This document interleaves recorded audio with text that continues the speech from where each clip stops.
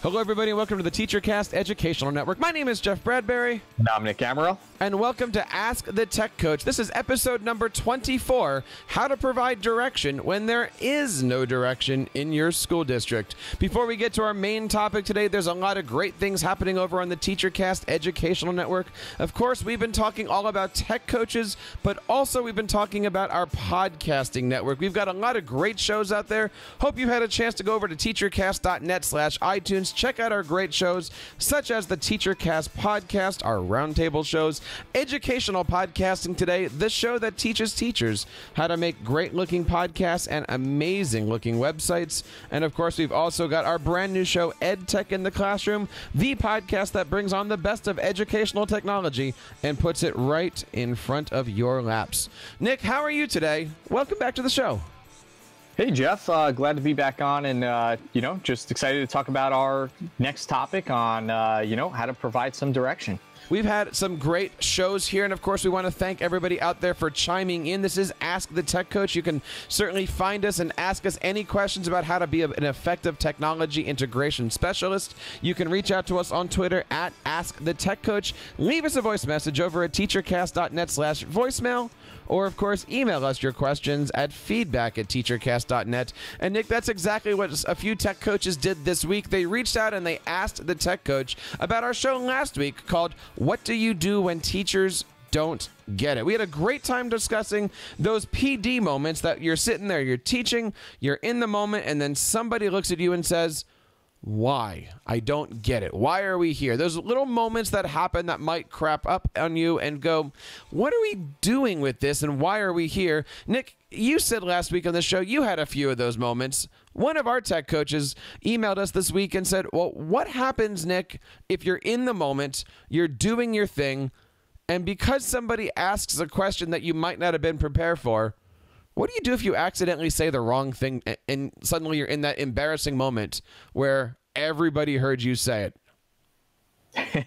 Yeah, so, that's something I think that comes up to a lot of, tech coaches and just constantly remembering that you're sort of on stage all the time, right? And you just got to kind of like balance the situation. And I think one of the things we came up with in our discussion and chat was to, try to diffuse the situation, not to, make it anything worse than maybe it should be. And maybe if you can incorporate, the group back into something, to maybe relay what the question was or the comment that was, back to them or something like that. That way it kind of gets it off of you and back onto them. But we had a couple things, right?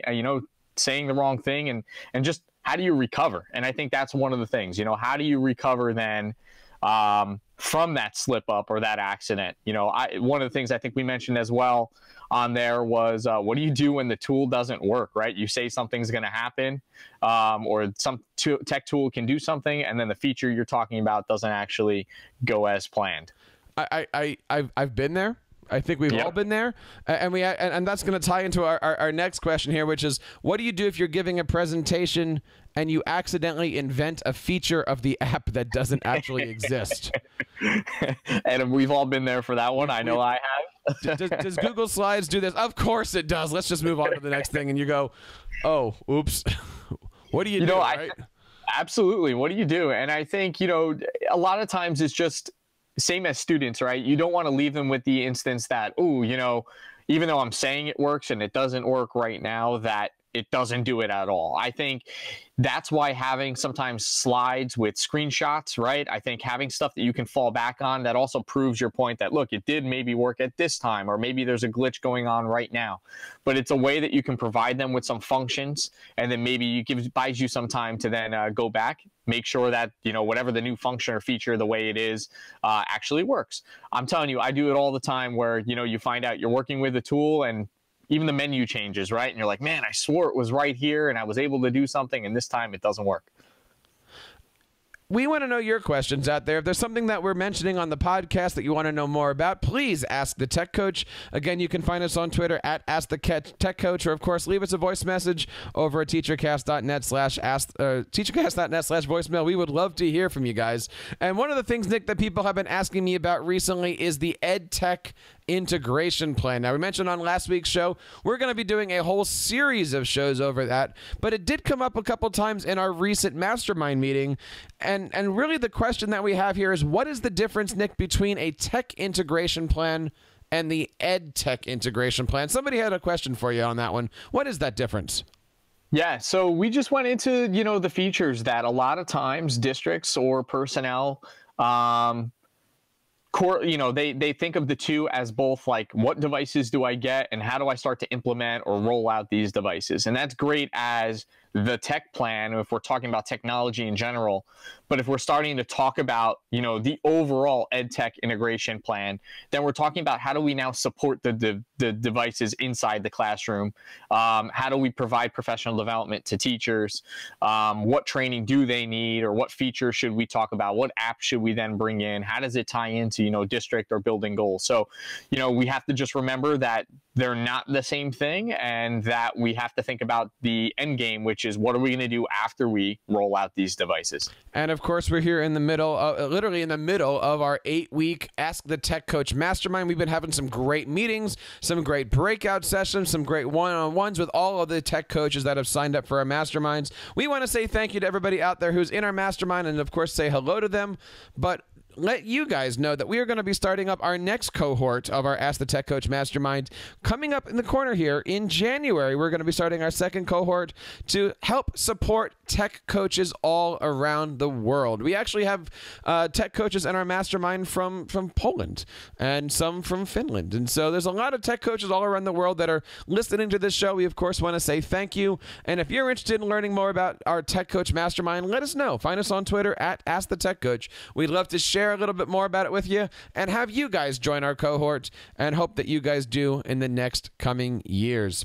Now, Nick, it is time for our Tech Coach Tech Tip of the Week. What is our Tech Coach Tech Tip of the Week? It's just, I think it's pretty simple. Just, don't forget that you wear a lot of hats, in our role as ed tech coaches and staff development and all that stuff, that you're constantly working as some type of liaison or a multi-role, right? Where you're working with people in all different facets of education. So just don't forget that you're doing that every day. And that is so important, right? And especially for many tech coaches, you can be teaching pre-K 1 second, 12th grade the next second, be in a principal's office the third second, suddenly go to the superintendent's office to do some training on something, and the next thing you know, you're talking to a board member who's doing X, Y, or Z, all on the same exact day. And it's not like you're taking off the hats, right, Nick? You're just constantly rotating them a little bit to show which one is up front. And that's why today we're going to be talking about providing direction, right? And specifically, how do you provide direction when there is no direction? Now, Nick, why are we doing this topic? This is something that came up in our mastermind. Yeah, absolutely. So this, came about in the mastermind group, and this was just a question or a question, actually, I guess, that was provided to us is, so what do we do when there really is no direction? What do we do when there isn't something that's being, pushed from the top down and or open time, right? I think that came up in the discussion too. What do we do when you have open time and things like that, which I think this falls into as well. And a lot of times we as the tech coaches are on that fence, right? We are members of the faculty quite often, and we're looked at as, okay, we got to do this tech thing. What do we do next? So, right, you're trying to lead that faculty, but also at the same time, you might be in an administrative meeting with or without voting privileges, and they're looking at you saying, well, what's going on in the classrooms? And sometimes you might be sitting there, again, with community members and board meetings, all those different spots, and you might have that opportunity to speak for the district and show off what's going on. So we've got 6 things for you guys today that we're going to be talking about when it comes to how to provide direction when there is no direction. And Nick, like we said, we're going to start talking about how do you become a leader in, well, we're just going to call it the faculty room, right? But we really do mean, how do you become a leader in your association? But we're not talking about becoming the association president. We're just saying, how do you learn how to speak for or speak about your faculty? Yeah, and I think that that's the idea of, right, it's just how do you be in a good light with teachers and staff and faculty that way, right? And I think it's the idea that, as we've kind of tossed around, is that, granted, you are still more than just the teacher, that they want to look at you as something more than that. So one of the things I think helps in that leadership role with teachers is just being able to provide help whenever they need it. Right. And I think it's that, break fix, right? How many times does that happen as a tech coach, that, hey, could you help me with a bulb for a projector, or my computer's not working? If you're willing to do that, they look at you in a different light, and they know that you're just someone they can constantly come back to.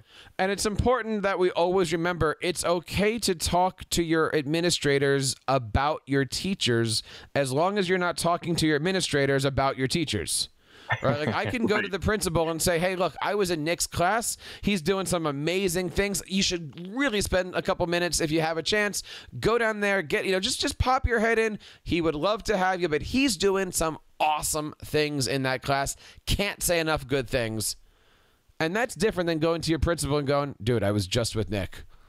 And right. And he can't. How did you hire him? Like, you can't do that.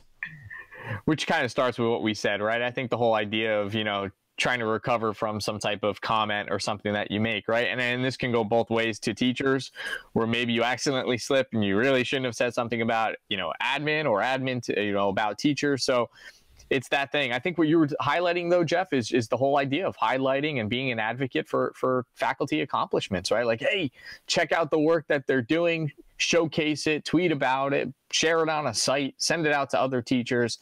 And again, I think that's the sort of stuff that shows you as a leader, to the staff and to teachers. I found the best place to learn about doing this is just by watching athletes, right? Like, reporters are asking athletes constantly, how do you feel you did in your game? And, no athlete is going to be criticizing the guy sitting next to him, right? Or, it's not appropriate to do things. You can say he had a good game, a bad game, whatever, but we'll make it up next time. We're always going to improve tomorrow is usually the way that you hear the football coaches talk about things, right? Absolutely. But you do get in those awkward situations. Now, Nick, it's hard for us to kind of do these real world role playing here, but what happens if a principal comes to you and says, is Mr. Smith doing a good job? Does he need help? Right? Because you can say, Mr. Smith needs some Google Doc help, without saying Mr. Smith can't make a Google Doc. So I think what it is, Jeff, just, making sure that, you don't say anything that you're kind of going to regret. I think there's the way you kind of go about the question and letting the principal know, give them something good, and then kind of relay it that you maybe, oh, but here's an area that he wants to spend more time, he or she wants to spend more time on with you as the tech coach. I think if you put it that way, and you put it in light that they want to spend that time with you, you're not just saying it's a weak area that they're not good at doing something. You're just saying, they feel like they could use a little bit more strength in the particular given area that they want. And so it's always important, guys, to remember that you are the voice of the faculty, right? Like, you are able to go in and talk about things. You can say, hey, I was working with some teachers and they asked me to bring up the fact that, maybe we need X, Y, or Z in our school district here. What do you guys think? Sometimes that's easier. You can be that voice. Now, on the other hand, Nick, the second thing here is you are also a leader for the administration, right? Because a lot of times you're in those meetings, or you're having conversations with your administration, and then you are in a position with the faculty to go, hey guys, look, here's the direction. They might not have said it yet, but here's the vision, here's the direction. And, my favorite thing about being a tech coach is you say, and here's why I'm here. Like, this is my role in their vision, and this is how we're going to work together, right? So you're kind of being a voice for the classroom with administrators, but you also are being a voice of central office with your teachers, right? Yeah, absolutely. And that's a tough, it's a tough pill to swallow. And again, it goes back to just wearing a lot of hats and remembering that, you're not taking them off. You're just kind of moving them around a little bit and shifting from here to there. And it's a different role where, when you're working with administration and you're trying to, provide some of that direction, you are maybe trying to push an initiative or something like that, or if there is no initiative, maybe with admin, you're trying to come up with that. You're trying to be that innovative mind or something like that. And then, giving them the concept and why you're there. Like you said, why am I there to help, to help guide you and provide whatever administration is maybe looking for. I also love the fact that we are the voice of the students. All right. And I don't say that lightly, but, there's a lot of times where you're sitting there going, no, look, the students are having this, the students are having that. Is there anything that we can do to make things easier for everybody? Can we relook at a policy? Can we look at the fact that, anything? I don't even want to go into specifics with this right here, but you are the one that literally is in every single office, every single classroom, every single hallway, every single building in many cases. You are the one that is the voice of the daily activities. And, I don't ever recommend running into somebody's office and saying, hey, did you see this? Or, hey, we need to talk. But if you happen to be in a meeting and the topic comes up, I think you've got every right and opportunity to say, hey, this is what I'm seeing from my position. Because after all, that's usually why you're in those meetings. Absolutely. And I think, it kind of depends on your role a little bit. If you are someone who, is a teacher and maybe you're a part-time tech coach or something like that, then this may be a little bit different on how you want to handle the situation. I know in my role, I'm removed a little bit more, but that's not to say that I'm not out there and about and roaming halls and jumping in classrooms. So what's great is I think you get to see it from that outsider perspective of, okay, maybe I'm not a teacher that the students see me every single day, but in interacting with the students, I get to see what maybe some of their needs and arguments are about things that are going on. Or I'll tell you what, one of the things I love doing is trying to get into our student meetings. When we have sort of our student leaders meet with the principals and different staff, I love trying to get into some of those meetings and just asking a few questions to help kind of jog my mind. And then I can go back to administration and be like, hey, here's some things that kind of came up, or here's some things I'm thinking and where we can go with that. Jeff, one of the things I'm also thinking is, leader with administration is just, since we're around the campus so much in the school buildings, coming up with ideas of like activities and just fun things that maybe our students could use. I love the idea of being innovative, right? Like, hey, I'm in this elementary building, they're doing this. Have we ever thought about doing it this way? Or, hey, if we can get 3 buildings together, maybe we can get this kind of initiative started. Or, hey, wouldn't it just be easier if all the 5th grade teachers met with me and did a training, or I showed them how an activity works? Or, there's always things that we can do here to help make our district move more efficient. Absolutely. And I think, it's funny just because there's one thing I'm working with right now, which is just taking the breakout EDU concept. But my thought was, how cool would it be to do that with students and to allow them where there's a week or 2-week kind of time period where we really deck out a room and make it look and feel like an actual escape room. And then invite students in to spend some of their lunches kind of doing that. So I thought it'd be just a fun thing. And it came up just because students were like, oh, you're doing this work with teachers and it's a lot of fun. I'd love to take part in that. And these are students whose classrooms maybe aren't doing it. So I kind of came up with a fun way to say, oh, this could be a fun activity to do around the building. And I think wrapping up, Jeff, these 2 things, I think just kind of circling back that this is the whole idea of being that liaison between faculty and administration, right? We're going, like you said, between classroom and central office. Absolutely. And it all goes back to those hats, right? And so the question is, do we wear one big hat or do we wear many small hats, right? We've talked about being a leader in the faculty room. We've talked about being a leader with administration. We've talked about being the liaison and the go-between between the 2 here. But there's a few things that we haven't quite talked about, Nick. These are the ones that aren't always seen, but are important.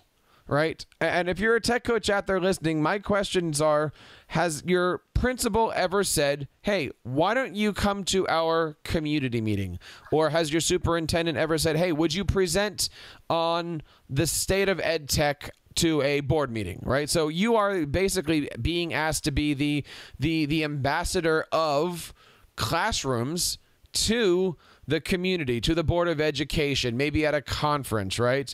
You are being selected to be a leader and represent everybody with that hat Nick, what advice do you have if anybody's ever been asked to, you know, present with the superintendent or present on behalf of the superintendent? You know, it's it's not like you can kind of say no, right? But I think this is a great opportunity too, because this will lead into the idea of being a leader for, you know, for the rest of the world, and highlighting some of that ed tech coachiness that we go to when we put ourselves out there. And I think that this is an opportunity to highlight some of the things you're trying to do. Definitely it's a voice, right? When you're doing it and your superintendent, your admin are asking you to come to a board night and to present on a topic or an idea, clearly they see a place, an avenue where they think that you can either push the district in a direction, or they want you to help them highlight a concept that maybe you can put clear. Granted, this is something we do all the time, right? This is almost like you can treat this as that presentation or a workshop. You're just doing it now with the community, or doing it with parents, or doing it with the board. How about you, Jeff, with community trainings and things like that? Well, what's your concept? What are some of your tips when working with community? It's funny here, because the only thing that, as you're speaking here, is on my mind is, what is more stressful, presenting to the superintendent or presenting to the Board of Education? Because for me, they're kind of all the same, but it's your super's boss. Right. And all of that stuff just goes into, I hope you say the right thing. I hope I say the right thing. I hope I say the right thing. Right. All those different things. And I'm sure many people who are listening out there are shaking their heads going, yes, you better hope you're saying the right thing. Right. I think parents are tough too, though. Right. Like, I think I think it's a fun group. I always love the opportunity to sort of get out there to talk to parents about maybe ideas or things that we're doing. But I don't know. For me, it's a little stressful as well, because I don't want to say something that's pushing the district in a direction that maybe is not 100% of what maybe admin wants to put out there. And here's the long and short of all of that stuff, right? When you're presenting on behalf of the school, on behalf of the superintendent, on behalf of your principal, the first thing you should ask is, what kind of a presentation do you want? Because if you're doing a faculty training, let's say that you're having a night where you're inviting parents to come in and you're teaching them Office 365 or G Suite or something like that, right? You're literally doing a tech training for parents, right? You got to ask the uppers, what do they want? Do they just want stand up and talk about it? Or are they looking for you to provide the ISTE level, you know, hey, we're doing breakout EDU G Suite, right? Like, what kind of experience do they want parents to see? Because it's very easy for you to go, well, look, I'm the tech trainer. I'm the Google certified. Let's go and Google the Google thing. And that might not be what they're looking for from you. Sure. And I think that's it. I think what you just said, I think that kind of culminates it all, is just, what do they want? And when you're being asked by admin to do something and to go out and put yourself out there with the community, it's that, who's the audience and what do you want from me to present? And when you're giving a Board of Ed speech, and I've done many over my career, it's not an Apple keynote, right? You're not talking about the power of the wonderfulness of the Google Doc of the da-da-da-da. Your presentation literally might just be, we did 32 PowerPoint slides last year. The year before that, we did 21. That is a gain of 12%. It just might be that cut and dry, right? So you are, getting back to the topic here, you are the leader in that community, and you are the one that's representing the data, the school, the stuff, the great stuff that's going on here. Sure. Now, on the other hand, let's talk top down. Our role is one that we talk about often, Nick, that's kind of weird, because we're the tech coaches, but really we're the cheerleaders for the curriculum. And that doesn't make a good hat, right? Like you can't make that into a logo or a slogan, right? But our job in many respects is not to teach Chromebooks. Our job is to help the teachers deliver the curriculum better through the use of technology. Right. Absolutely. So a lot of times you are a liaison between the curriculum, and fun, exciting classroom experiences for students that are going to last them a long time, yada, yada, yada, right? I kind of think of it as like, you know, even whatever the titles are that we kind of throw out there, and we've heard them all over the past of some of our workshops with some of the different people and round tables, right? Everyone's got these different titles, but I think it comes back to sort of the master teacher concept now. I think when you start getting into master teacher, it's like, okay, they know lots of different curriculum and pedagogy and all that. And I think what you said, that's it. It's being that advocate and pushing for the curriculum and how we teach, not the tools that we're using, and how the tools make their way into the teaching that we want. You know, that's here and there. You know, we can use so many different tools to sort of do that. And I think that's an important piece. And I enjoy that. I think that gets back to sort of the heart of teaching itself is just staying current, you know, being current on the different trends and what's out there, what's new, not just in tech, but in teaching itself. And what are the directions we need to be pushing our students and teachers in? What's the training that they, you know, what's the teaching styles out there? What are those styles out there that our teachers need to be now getting comfortable with teaching? And, you know, there's so many different kinds, right? And everybody's got their own ideas, and you've got veteran teachers and new teachers, and hey, what's going on in that other school district next to me? And there's only one way to do that, and that is our sixth hat that we have to wear, Nick. But before we get there, I want to know what you guys are thinking out there. Please feel free to reach out to us. Tell us if we're on the right track with this. Tell us if we're just crazy people talking on a microphone. Reach out to us on Twitter at AskTheTechCoach. And please leave us a voicemail over at teachercast.net/voicemail, or email us over at feedback.teachercast.net. Are we missing any hats? Are we missing any talking points here about those hats? We want to hear from you guys. And of course, as we do at the top of every show, you know, maybe we'll bring up some of those points and discuss them on future episodes. Now, Nick, we talked about being a leader in the faculty room, with administration, for the administration, a leader in the community, and a leader for our curriculum. But there's one more that ties everything together. It's the one thing that leads us, that guides us, that gives us that sense of, nope, I'm doing the right thing. But it's also the one thing that we never really should be talking about as our first line of defense here. What is the last hat that we need to be wearing, Nick? Yeah, and that's that, you know, becoming a leader for the rest of the world. And I kind of hinted at that as when we started talking about community. It was kind of putting ourselves out there. And I think I'm going to mention one part. I'm going to let you mention the other part. I'm going to say how a lot of things that we do are driven by, you know, state standards. And what they tell us we need, or our teachers need to be doing, and our students need to be learning in their classroom. So we use that and we say, okay, what training do our teachers need, and how do I provide that to them? Or what experiences do our students need, and how do I provide that to them? And you have another one, right? I mean, what's the other one that guides us as tech coaches? It's always the ISTE standards, right? They're always getting refreshed, but we've got ISTE standards for students, for administrators, for teachers, and for tech coaches. And these are the things that, and we've said it on previous podcasts, they're always in the back of your head, and they're always the things that are guiding you. If anybody ever says, hey, why are you doing things this way, or what's the reasoning behind why you exist, it's those ISTE standards. It's those state standards. We are here to help you out. And it is that leading the rest of the world. I'll even give you one more, Nick. You know, we are usually those nut jobs that are out there watching all the blogs and reading the Twitter feeds and participating in the chats. And so, you know, when we think being a leader for the rest of the world, it's our job really to say, hey, I saw this over here. Why don't we try that? Or, hey, somebody else had a blog post with a template. Why don't we try that out there? For instance, you know, recently I was talking to somebody and they're like, hey, is there any way to help out my students that are having some reading difficulties?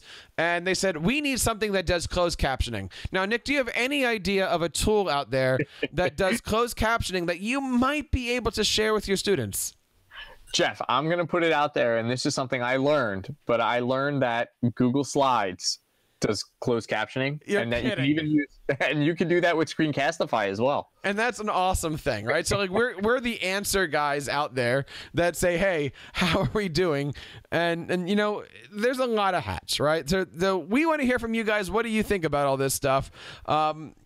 It's an important thing, right? It's important to keep up all this stuff. It's important not to slip up. It's important to know who you're talking to, who you're not talking to. It's important to know who's talking to those you're not talking to, right? Because you just walk in every day assuming everybody talks to each other.